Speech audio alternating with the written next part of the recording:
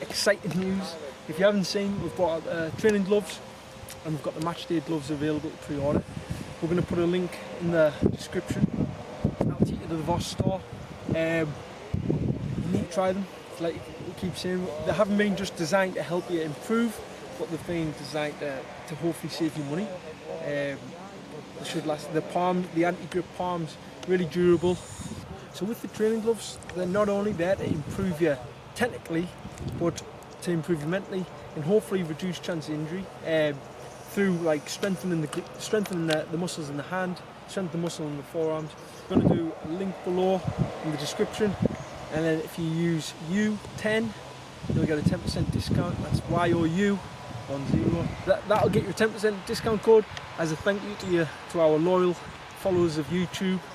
Like I keep saying, we're trying to build this up, and it gives us a chance to show you who we are a little bit more, but also see a little bit more in-depth training and our sort of reasons behind why we do things and how we look at things a little bit different. We've got a distribution video today. I think we think there's a massive missing piece with when people work in distribution. Lee was one of the best at it, not only for like how good he was at executing the skill, but knowing what to use and knowing when to use it. But also, like what you look at today is, well, what we'll show you today is about being creative and deceiving players, creating space for yourself. So we're going to do main part of today's distribution from hands. So big throws, different types of throws, side volleys, but also like starting in hands and then going to the floor, but just knowing when to use what.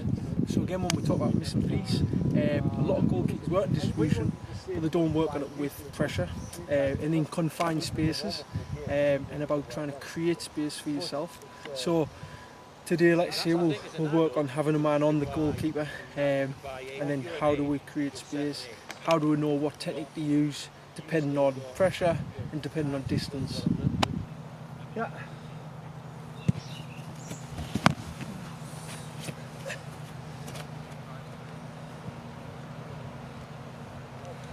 So that one there, when you've got a man in line with you, can't roll under. Obviously you're not going to play a side volley from 25 yards. So this one there, the reason why we do that is puts topspin on it.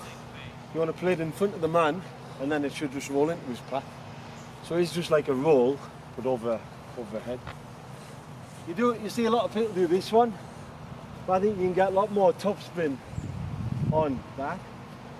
On this one it's hard to put topspin on it. Whereas this one, it's a natural topspin into his path. And then if you think the ball bounce isn't going to be as high, is it, on the first bounce, because of the spin, it takes it forward as opposed to up, doesn't it? Or straight away it's bouncing and then kicking up in front of him. It's on.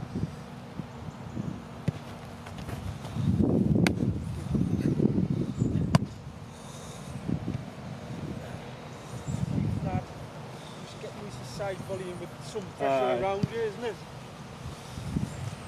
So we want to tell keepers. I saw a goalie the other day at a really good level. Someone tried to hit a side volley, middle of the penalty spot, took the ball. I'm still on it. I was at the Arsenal goalie the other day. So he tried to hit a side volley with 4 or 5 bodies around him.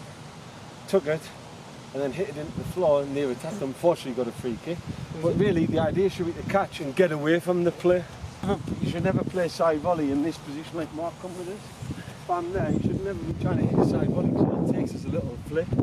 So it should be you want to actually try to lose the man. It helps when you're quick to get out of trouble as well. Is that?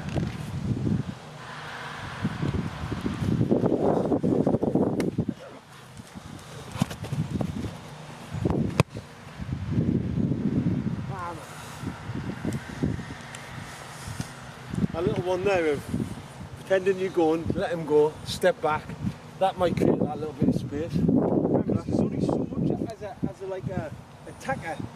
You don't want to be on the keeper like here all the time. You do want to like put pressure, but then you want to like feel as if you're trying to defend someone. Well, especially if I've got the ball and I run in there, you're obviously going to run more to stay with us. But if you can go there and then drop off and then play the ball out. Then back.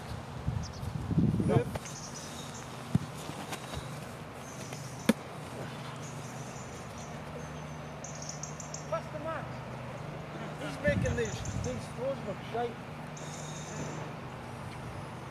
Doing the distance where you can't side volley through it. You know what I mean? If I just screen it, what you do then is different, isn't it? I could throw a direct one out. Yeah. Yeah. I'm trying to go too early.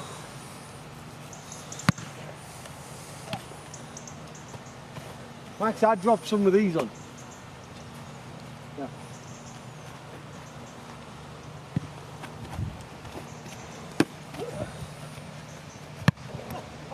Bad decision. Max killed us with his run. Good run, man. That's one I should just be playing. You can put that in. I know. Stupid decision.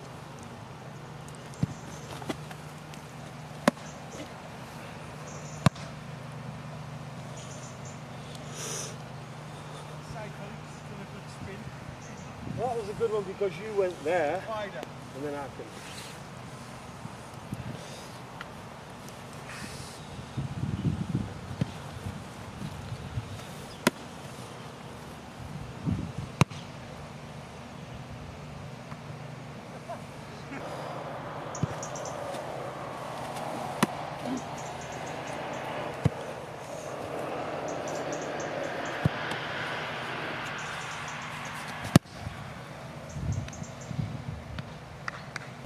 Like what would make you do that decision? That one's more, ball comes in, catch it, and hit Max, or the wide player's not on, and it's just about coming in, composing yourself, letting them go up, and if he doesn't stay on you, that is, and then just playing there, and then going wide.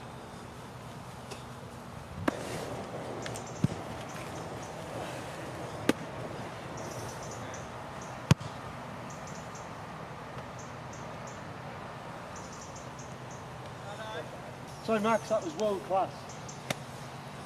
They're like, if I drop off, you've got more time to take the space and go. If I press you, you change what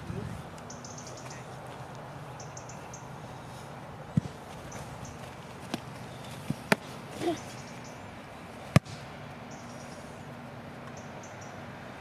That one, I was like shielding it. You just, the idea is getting used to playing a side volley with a bit of pressure in the ear, like around you. You know you've got space to do it, but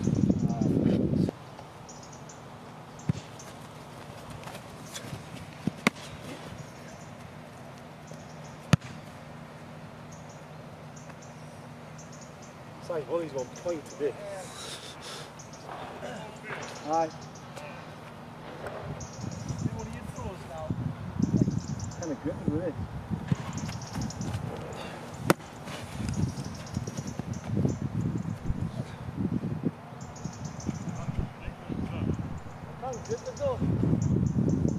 Balanced on my hand.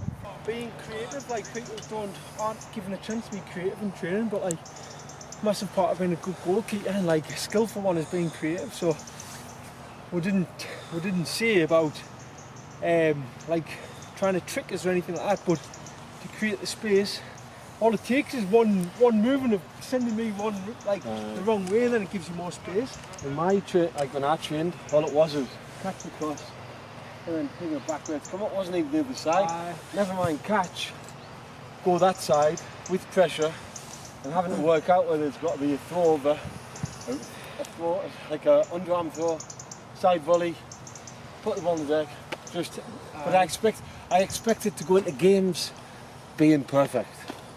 I expected to be able to do everything perfect in the game when I never worked on it in training. So how stupid is that? But it's that's what the idea with this today is to show you examples of distribution from hands, but also from the floor. But put it into context. So like we keep saying about people who learn these things in isolation and then expect to be able to do it in a match environment when there's different constraints. So with this is to again like making Lee be creative and giving him a decision to make, whether he goes over my head, around us, drops off, creates space, tries to deceive us, but then also what technique to use depending on the distance of the wide man. So whether he goes side volley, because he's running onto it and he's further away, or if he's closer, it might be a loop and throw. Max, come closer there. So if Max is, like, he's one of my defenders, that's the time you'd use the underarm throw. So come in, Max, a little bit. If I'm here as well, it would be the corners coming on the free kick. You take the cross, Mark's there. I can't go side volley because there's no option. But Max has just come on, he's a sub. Again.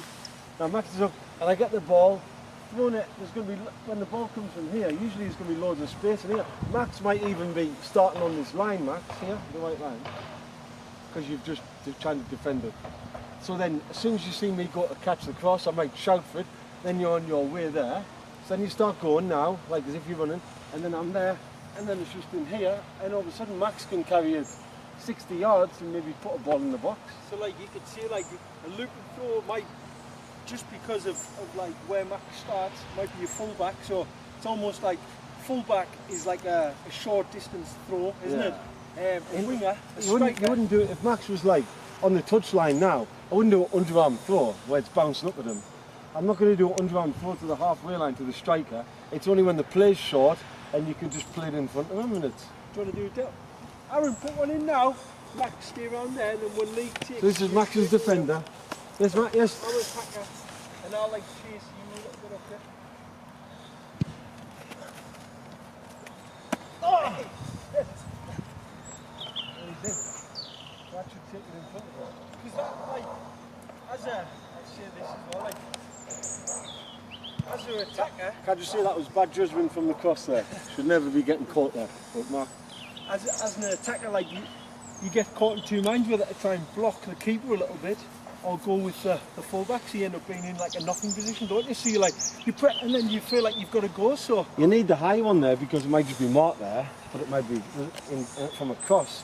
There might be 3 or 4 players there, so it's got to be up and under, but putting the right amount of spin on it and taking it into his pass. Max, go a little bit wide.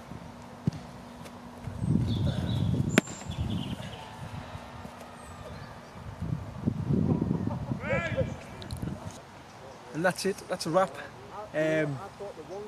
Really enjoyed that session. I think it's maybe something different.